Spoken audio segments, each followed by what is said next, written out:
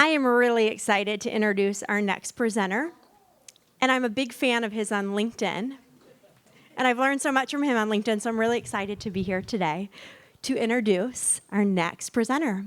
Justin Barnes is a 38-year-old, faith-filled father of 3, husband to 1, Stacy, and loyal friend to many, who gets to lead a team of incredible professionals through his role as VP Operations for FurnitureLand and a growing portfolio of Ashley Home stores in southern and coastal Delaware. This role affords Justin the opportunity to leverage their stores, talents, and resources to be an instrument for life change in others, especially FurnitureLand customers, both internal and external. Justin is the founder of SLAM Institute, Sales Learning and Management, an online training platform specifically designed for sales professionals and managers in the retail home furnishings business.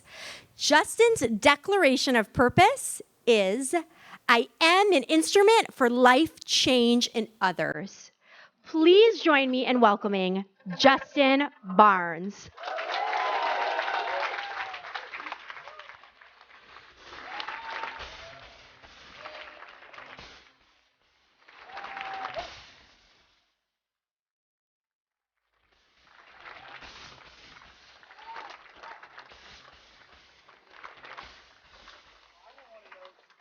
What's up, Broad River? I can't even begin to tell you just how grateful I am to be with you all today. I'm a distant admirer of your organization, and I see the growth. I see the systems. I see the aesthetically pleasing things you do. I see the benchmarks. But you know what really impresses me the most about your organization? Is that you strike me as an organization who knows who they are. And because you know who you are, you know what you do. That's culture, right? Not everything requires that overbearing manager that's got their thumb on everything, because there's culture that has defined the boundaries of how we run the shop, because it flows from well-defined values. And that's the essence of what I'm looking forward to kind of sharing with you today, because when an organization knows who they are, they then know what to do. That's not just true at the organizational level. That must start first at the individual level. Now, as she said, I'm Justin Barnes from Delaware, Delaware. Justin Barnes from FurnitureLand. So not Justin the author, he's later. Not Justin FurnitureLand South. You guys are just going to have to settle for me. And as they mentioned, I have a beautiful family here. Stacy, my wife, my son Paxton, my daughter Addison, and my little baby 1-year-old Stella. Yes, thank you. So just think of them, for sure. And so today I really have an important message, and this is really an organic share for me in that I'm going through this process too. And so I want to be very clear that this is going to be some vulnerable sharing for me. And I hope that together we'll be able to grow and be able to really glean some good information. So as you can see, the title of my message today is Labels, Likes, and Liberating Leadership. The context of which is how purpose flows from authentic identity. That we must know who we are, much like your organization, in order to know what it is we are to do. And often I find that when leading people up or mentoring people, sometimes we skip this step of helping people to first take ownership authentically of who they are, so that it becomes natural as to what they do. And so the two biggest obstacles that I have observed as it pertains to understanding our identity, our authentic identity, is number one, labels, who we think we are. And number two, likes, who we think we have to be to garner the approval of any given audience. And if we deal with those two obstacles, friends, I think that we will be able to experience liberating leadership. That's the flow of today's message. If you're with me, say yes. Yes. I love it. Y'all are hype.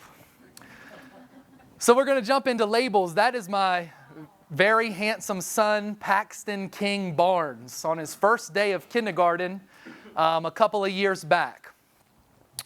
And Paxton is a very outgoing, athletic, he is all boy, goes fishing, gets dirty, rough house, that's how he rolls. He gets that from his mom, I think.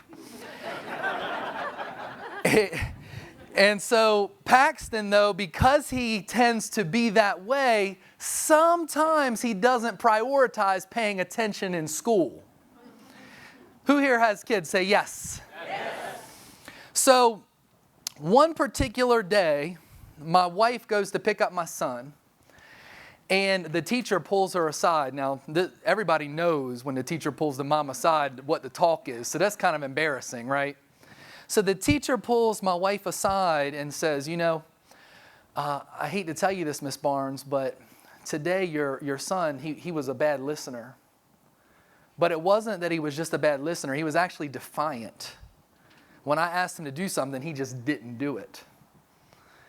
And then lastly, he said, he even antagonized one of his classmates.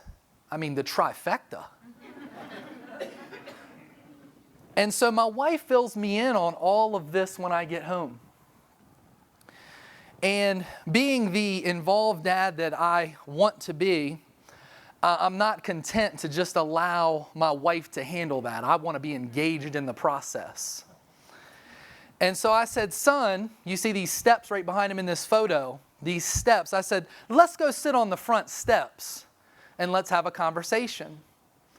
And so my son, he goes out there and sits down, just eyes forward, stoic. And I go and I sit next to him and I said, son, do you know why we're out here? He didn't say anything. I said a little bit more aggressively, son, do you know why we're out here? And he just looked forward, emotionless, expressionless. And so I'm thinking, okay, I'm seeing a little bit of that mom's attitude you got up in you. I'm going to have to straighten this on up. If we were in Carolina, I was fixing to whoop up on him. You know what I'm saying?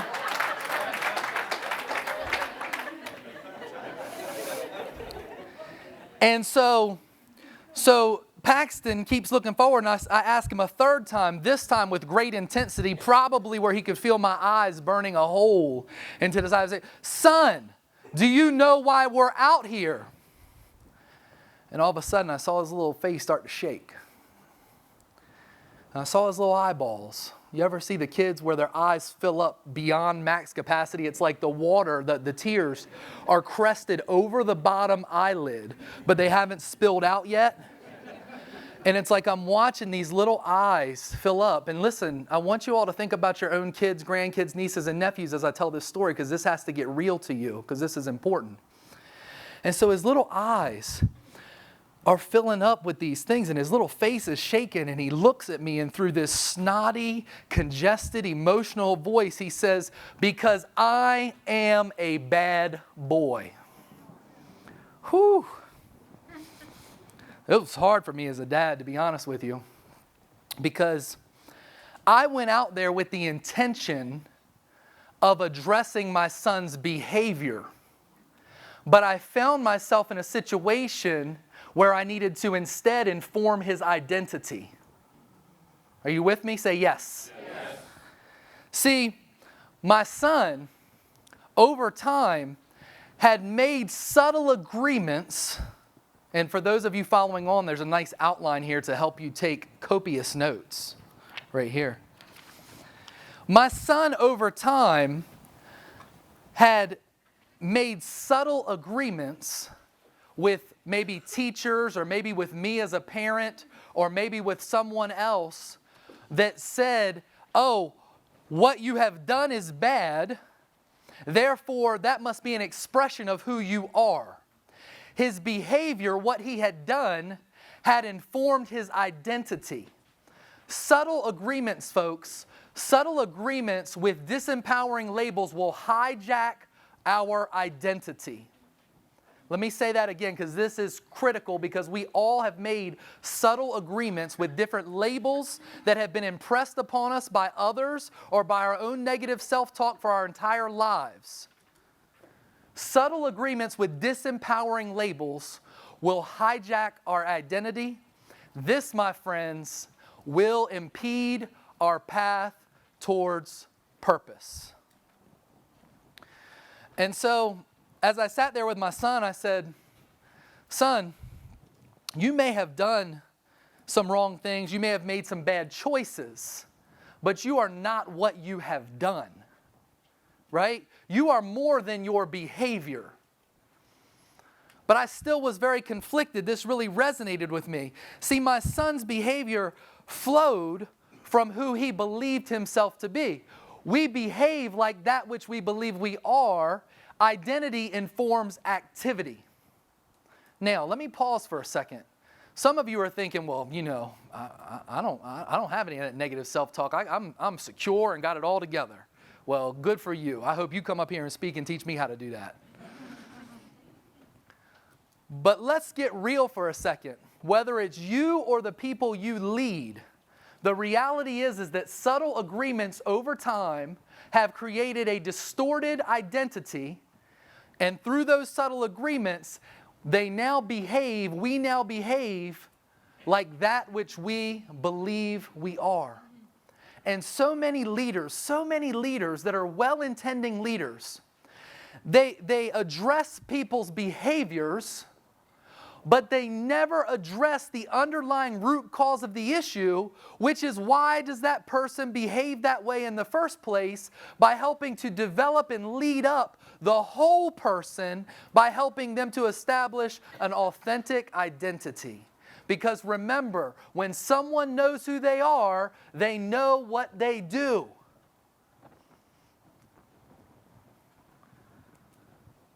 Clear purpose cannot flow from a distorted identity. Clear purpose cannot flow from a distorted identity. Listen to me, managers, leaders, supervisors. You need to get this right with you first. But you need to recognize that this is the new rules of leadership. It's not just about the how, which we've already heard about. It's about helping lead up and develop a whole person. A person who's going to do well. And I love what Charlie said. He said that you can tell he loves the people with whom he gets to lead. Like he loves y'all. I sense that. He understands that in order to get invested beyond the superficial, that true feeling has to be there. And that's the new level of leadership, is an investment on the part of a leader beyond the superficial to help develop the whole person, to help everybody take ownership of who they are truly at their core so that they can live from a clear, authentic sense of who they are. Because clear purpose can never flow from a distorted identity. If you're agreeing with me, say yes. Yes. All right.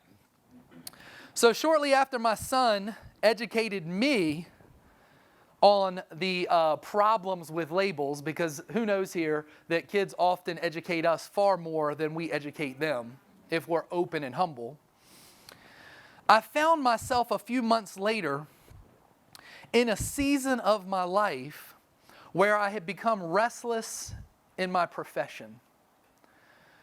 I had lost a little bit of the zest. And for those of you who have spent any time maybe on LinkedIn or maybe have known me before, like I am energized 150 miles an hour all the time. But I found myself in this season where I lost my passion. I had grown restless. And I'm like, what am I going to do? And I had done some reading, and I kept reading and kept working my habits to try to get myself out of this ditch. And I remember reading about the benefits of executive coaches, of hiring an executive coach. So I began the process of interviewing and seeking out executive coaches in our area. Meet Dr. Peggy Nalepa. Coach Peg, as I call her, she would never want to be referred to as doctor. She was the CEO of the third largest health system in all of Maryland with over 4,000 employees. You want to talk about someone who understands the burden of leadership, she has faced it firsthand. Not only did she have that massive organization, but she was a part of transforming that organization at a time in history when it was critical to that organization's survival. And so I met with Coach Peg, and on some of our first engagements, our first couple sessions, she would ask me great questions. I mean, she's a masterful person at interviewing and asking questions. And all the time, I would want to keep tethering these sessions back to more of questions about what and less questions about who I was. So I would be like, hey, Coach Peg, tell me what I want. Coach Peg, tell me what you would do in this situation. It was really all about the what. Coach Peg, though, in her masterful way, continually tethered the conversation back to, well, who are you, Justin? On one particular occasion, Coach Peg was examining how I performed in different areas of my life, perform being the active word here. And she noticed that I lit up when I described small group leadership within my church. She's like, man, Justin, you light up when you talk about leading a small group in your church. You just light up. She's like, how would the people in that environment describe you? How would they describe you? And I said, well, they would describe me as compassionate, empathetic, a good listener, somebody who values connection over production. And I'm like, yeah, that's how they would describe me. I felt pretty good about that, right? Then she said, well, Justin, I have some notes here from a session ago where I asked you how your employees would describe you here at work. And she said, you said they would describe you as hard-charging, hyper, inattentive to details, and someone who values production over connection. She said, Justin, who are you? I mean, if it was a mic to drop, I would have dropped it. Because in that moment, Coach Peg asked me a very critical question. She helped me to realize that I had learned to perform for the approval of the audience. I had learned to become whatever it is the audience needed me to be in order to garner their approval and their affection. Listen to me, leaders and aspiring leaders. That is one of the most dangerous type of leaders. You see, I have a superpower. When it comes to anticipating who you expect me to be and what you want from me, I already know. And so in an instant, I can become that person. But when you do that for years, you end up not knowing who you really are. And so as if the labels that distort our identity aren't enough, performing for likes is the second great impediment to purpose. Because you have no clarity on who you are and what you stand for. Instead of leading from values, you're leading for likes.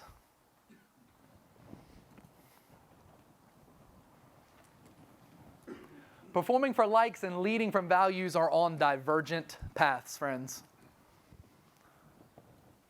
Performing for likes and leading from values are on divergent paths.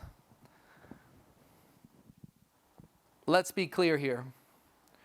Depending on the audience, depending on the person from whom we are seeking approval, we will amend our decision making in order to meet their approval, even if it's in conflict with our own values. This creates tension. This creates tension. You ever meet a miserable leader? Often the most miserable leaders are living in conflict with their own authentic identity because they're chasing likes at the expense of what they think is sacred. Internally, they know that these are their sacred values, but they realize that they're making decisions that are in contrast with those sacred values. And that tension makes them miserable. Makes me miserable. Let's put the right ownership on it.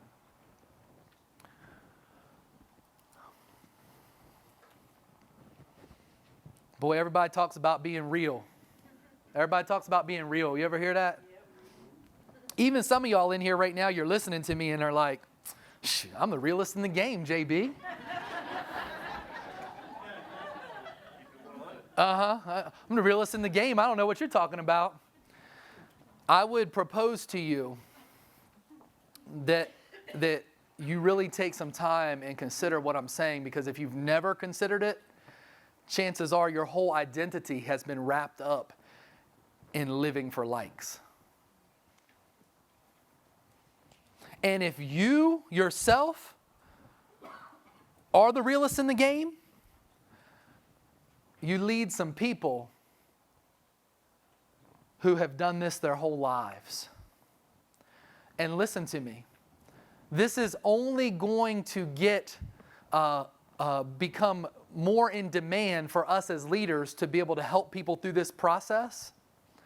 Because you're now talking about generations who, with the swipe of a smartphone, have access to an unlimited audience. At any given time, we can become whatever that audience needs to get them to press that like button.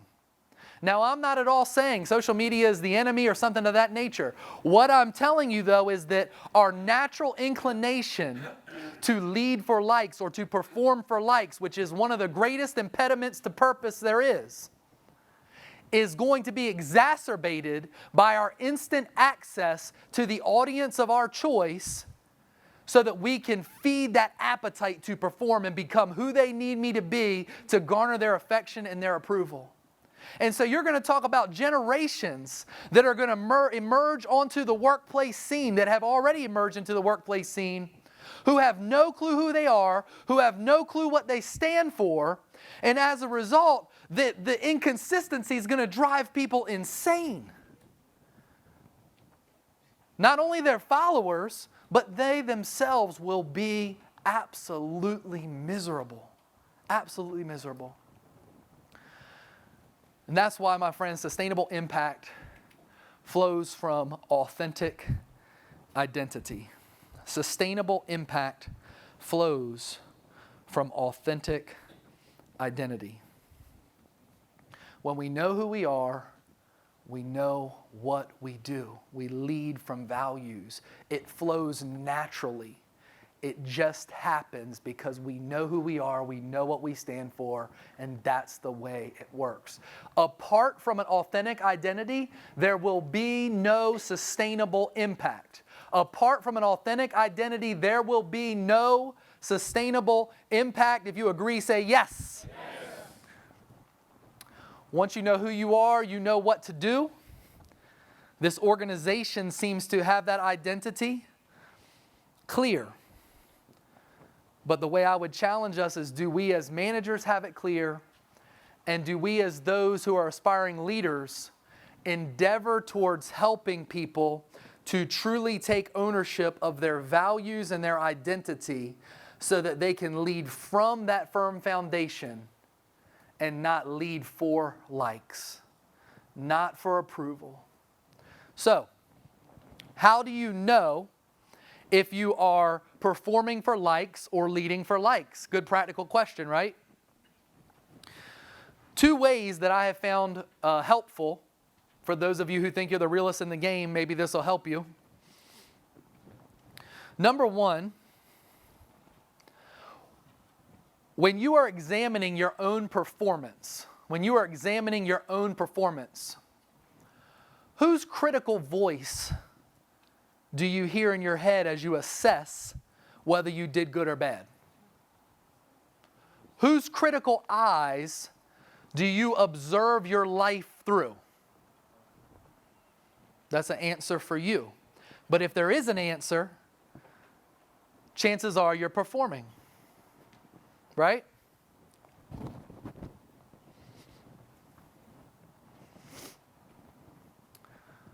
So, handsome guy, right? So now that we've dealt with the two greatest impediments to purpose, and again, this is through Justin Barnes' experience. This isn't researched. This is just passion from my heart as I've been liberated to understand these things. So it would only be fitting that if we deal with the two biggest impediments to purpose, labels, who we think we are, likes, who we think we have to be. If we can get those things right, we can experience liberating leadership. I'm going to explain that handsome fella in just a second. But here's the cornerstone for liberating our leadership. On that last slide, once you know who you are, you know what to do. That word "what" is very tricky. Because I think those of you who have been in the game long enough will attest to this, that purpose was never about what. It was always about a who. Purpose was never about a what. It was always about a who. Once we know who we are, we then know what we do. More importantly, we know who we serve. Meet Daniel Hall. Daniel Hall was the first salesperson I ever hired about 8 years ago. This is Daniel Hall circa 2009 with a mohawk, bloodshot eyes, and his life out of control. Daniel was living the fast life. And addiction had control over every decision and every move he made. Shortly after this picture was taken, thankfully, Daniel decided to go to treatment. Once he emerged from treatment, a mutual friend introduced us. And I thought to myself, well, Justin, you have everything to lose and nothing to gain by taking a risk, right? Sometimes we as leaders, we think that way. If we're honest, we would never want to say we do, but we do. We think that way. But there was something about Daniel after I met him that just said, Justin, this guy has a spark. This guy has potential. This guy has something like you need to hire him. And so I was fresh out of warehouse management. Like I had worked in sales, but I had not led sales for more than 2 months at the time. And so I hired Daniel and I sat across from him in a conference room, and he was the first salesperson that I would ever train. Well, fast forward a few years. This is Daniel's wife in her nursing class, graduating from nursing school, which Daniel paid for on his single income. This is the house that they just bought after his wife graduated nursing school on Daniel's income. This is the family that they raise in that house. Beautiful, aren't they? This is Daniel being voted 3 times Coastal Style Best of winner for the best interior designer in our county.